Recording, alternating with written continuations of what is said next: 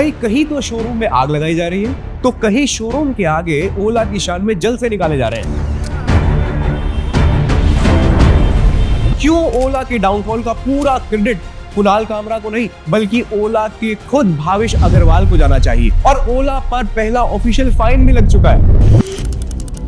नमस्कार, अनदेखा नजरिया में मैं आशीष यात्रे आपके लिए लेकर आया हूं ओला इलेक्ट्रिक के पोस्टमार्टम की रिपोर्ट।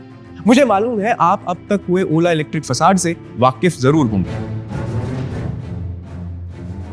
सर्विसिंग अभी तक नहीं हुई है, 2 महीने से गाड़ी नहीं खड़ी। इसीलिए मैं आज आपके सामने पेश करूंगा इस केस से जुड़ी रीसेंट प्रोग्रेस और यहाँ मैं बात करूंगा कि आखिर ओला ने देश भर में इलेक्ट्रिक व्हीकल्स की कैसे मट्टी पलीत की है और कैसे इस नुकसान की भरपाई पूरी इलेक्ट्रिक व्हीकल इंडस्ट्री को आने वाले वक्त में उठानी पड़ेगी। तो देर किस चीज की है, चलिए मेरे साथ देखो जी।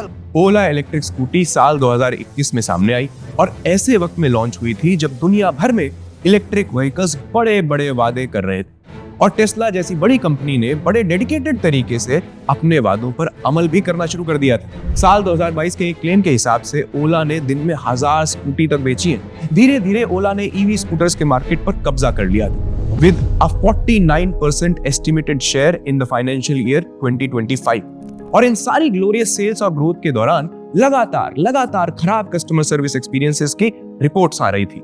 बड़ी चालाकी से भावेश अग्रवाल ने उन्हें अपनी कस्टमर बेस से दूर रखा था। जैसे कोई कंपनी एक दिन में खड़ी नहीं होती, वैसे ही एक दिन में किसी एक वजह से बर्बाद भी नहीं होती। व्हीकल बनाना बेचना ग्लोबली बड़ा मुश्किल काम है। खुद इलॉन मस्क ने बात कही है, कई साल लग जाते हैं किसी भी गाड़ी को गवर्नमेंट टेस्ट से निकालकर सड़क पर उतारने में।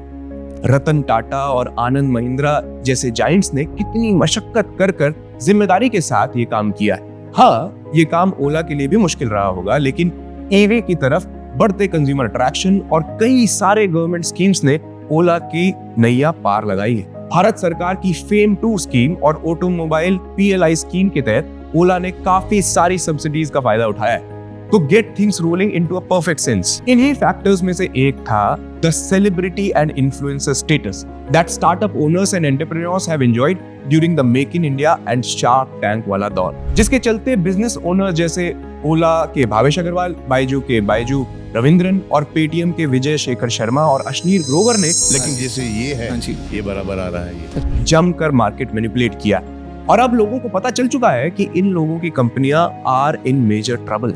भाई स्पाइडरमैन ने हमें क्या सिखाया, with more power comes more responsibility. इतनी वॉलेटाइल इंडस्ट्री में गवर्नमेंट इंसेंटिव्स के बाद और मार्केट पॉपुलैरिटी के बाद ओला का प्राइम फोकस क्या होना चाहिए था?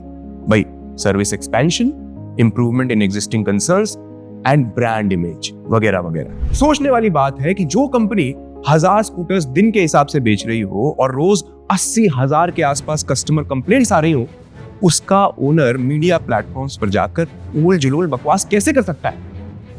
वेट अ सेकेंड, अब समझा मैं। प्यारी समझ गई। तभी तो मैं कहूं कि भावेश भाई 24 में से 20 घंटे कैसे काम कर पा रहे हैं। ये तो लेटेस्ट न्यूज़ है। लेकिन एक मशवरा है भावेश भाई कि इतनी कंप्लेंट्स के चलते अगर आप दिन में 24 की जगह 48 घंटे भी काम करोगे ना, तब भी बात नहीं बनेगी। ऐसी बातें जिनका कोई सर पैर नहीं। ये देखो, इनके एम्प्लॉय हिस्ट्री खुद इनके वर्क कल्चर को बयान करती है। हर जगह से गाली पड़ रही है, वेरी बैड। और जो हुआ हम सबके सामने, 49% मार्केट शेयर से गिरकर सीधा 27%। अब बताओ, कुणाल कामरा ने तो इस फैलती हुई आग को बस एक तिनके का सहारा ही तो दिया है। इस पूरे सीन के बाद लोगों का इलेक्ट्रिक व्हीकल से भरोसा ही उठ गया। अगर ये आपको कह रहे हो ना कि ओला की गाड़ी लो और साथ में 5-10,000 20,000 हमारे से पल्ले से लो, तो तब भी मत लेना। क्योंकि मेरे पास तो सिंगल गाड़ी थी, मैं कितना परेशान हुआ हूँ। इंसान कैसे लेता है कैसे नहीं लेता, मुझे तो बहुत मुश्किल पड़ गई है भाई। ओला की स्कूटी का आग पकड़ लेना, चलते चलते खिलौने की तरह टूट जाना, ऐसे में कौन हिम्मत करेगा कि एक इलेक्ट्रिक स्कूटी ले ले। ये ओला स्कूटर है S1 Pro। चलते वक्त नॉर्मल ब्रेक से इसका आगे वाला हिस्सा टूट के अलग हो गया टायर। बड़े इंथुजियाज्म से लोगों ने नेशनलिस्टिक सेंटिमेंट के साथ और पेट्रोल के पैसे बचाने की ख्वाहिश से इनमें इन्वेस्ट किया और हाथ क्या लगा?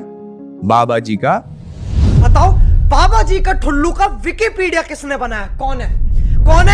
हमारा नजरिया कहता है कि सबसे बड़ा नुकसान ओला ने इलेक्ट्रिक व्हीकल्स की इंडस्ट्री को पहुंचाया है। इनकी वजह से people lost their trust in electric scooters, क्योंकि there are companies which are sincerely working in this segment.